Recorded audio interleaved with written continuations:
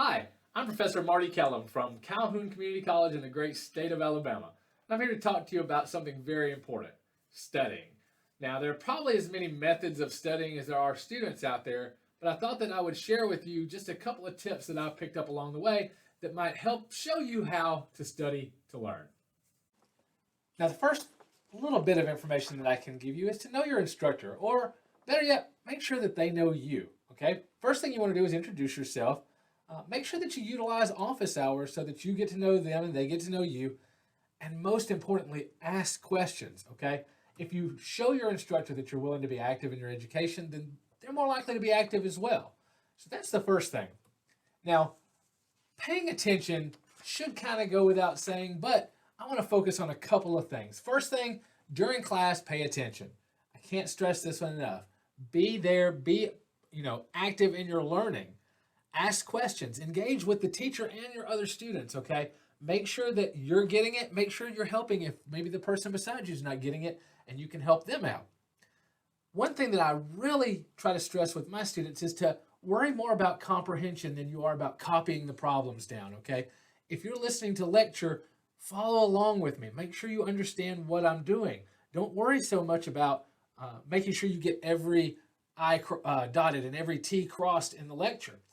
What you can do is, if you are not getting everything written down, pull out your phone, take a picture of the board work, okay? That's one way you can pay attention but still get all of that work in.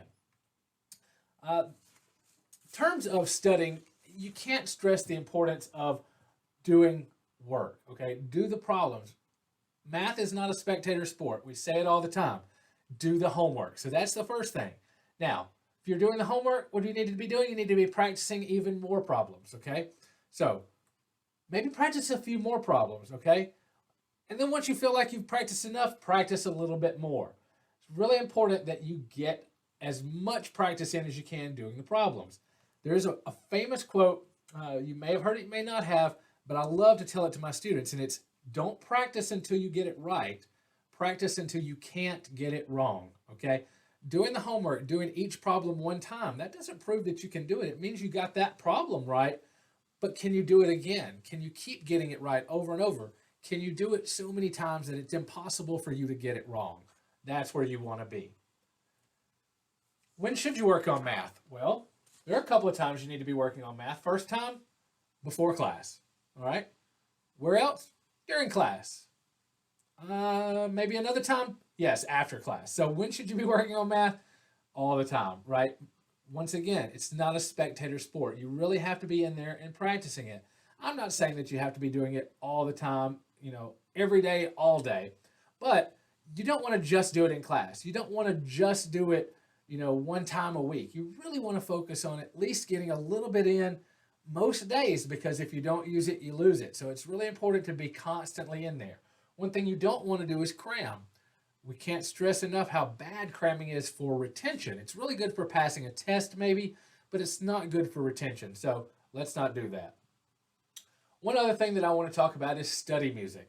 Now, I'm a really big proponent of using music to study, but what you want to do is you want to use a classical or instrumental type music. What you don't want to do is listen to things that have words, because a lot of times when you listen to music with words in it, you start to focus on the words and not focus on what you're actually doing.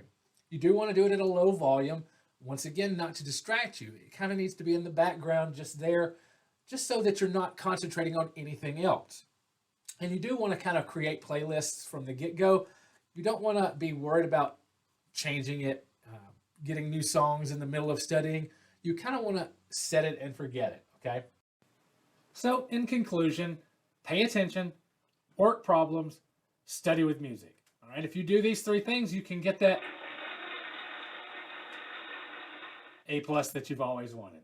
So once again, I'm Marty Kellum at Calhoun Community College. This is my email address. Please don't hesitate to reach out if you want a little more information.